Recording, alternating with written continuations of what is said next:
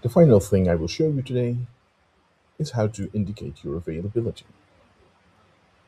Simply click on the left menu on Availability, which will then take you to a calendar.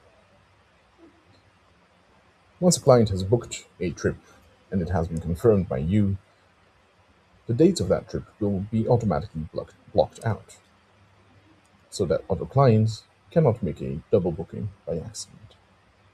However, you may choose, for whatever reason, to not be available on certain days. For example, because you have other work, because you don't work on particular days, because you have a family holiday, whatever it may be. If that happens, simply go to your calendar, go to the relevant month, let's say June 2026, and click the day that you are not able to work, or that you are unavailable for work. For example, June 3rd, I click it, it will ask you to block the date, and then it shows not available.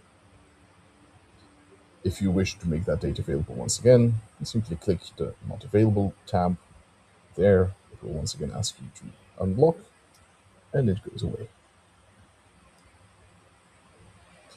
If you choose to block or unblock dates for more than one day, it may be easier to click at the right top, block unblock dates, and then you simply select your start date, 14th of May until 21st of May, block dates, and ask for confirmation, and it will block that entire period.